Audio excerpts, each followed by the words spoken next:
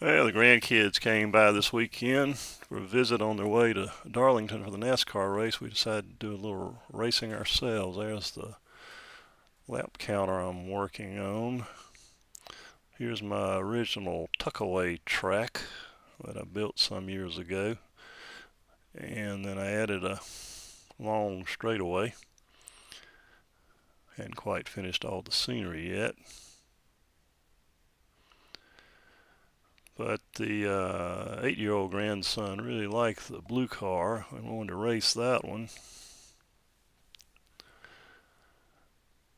We tried it with the regular 60 ohm controller. You had to pull it all the way before it even goes, and once it goes so fast you can't really control it very well. He got frustrated, it kept flying off the track, so I told him to try the controller that I had built. It's got an adjustable starting voltage and brake and full power override. It's a little bit smoother controller. He was able to use that one. He got around the track 4 or 5 times without wrecking, so he was pretty happy with that. And you know the problem, ooh, did you see that thing slam on brakes? I don't have any adjustable brakes on that one, but the problem is that thing is so big that I got to thinking, what if I take that controller there and plug it into a PWM circuit similar to the circuit that I use for the other controller. And so there's your PWM circuit there, and then I connected the little 60 ohm controller to an op amp, and then also I used a brake circuit with a 555 timer and an N MOSFET. And this is the adjustable baseline, I guess, starting voltage or base voltage. If you turn it all the way to the left, the brakes come on. If you turn it off, the brakes go off and the 555 timer goes off.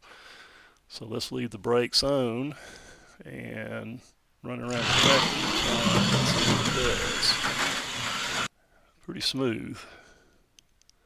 Pretty easy to race with that, and then you can see it kind of stop, and then we can adjust the brake. If you turn it all the way to the right, it can give full brake.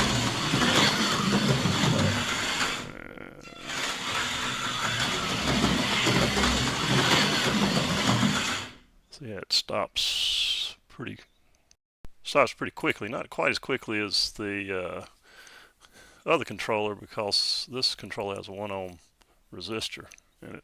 Now let's turn the brake all the way, or all the way to the left, and see how it slides rather than stopping so quickly. So the brake circuit does work.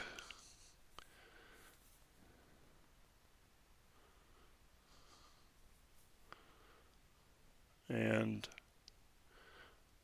we can also turn the frequency up. I don't think I've shown you that potentiometer before, but it really goes a lot quicker when you turn the frequency up, but it also goes off the track. Now this is a lap counter I'm working on. I'll just show you what I've done so far. It'll count the laps, and I've got it set up where if you go up to 10 laps, whoever gets there first, the lights come on. It's got a little selector switch. I can select 10, 20, or 30 laps. Right now it's set on 10.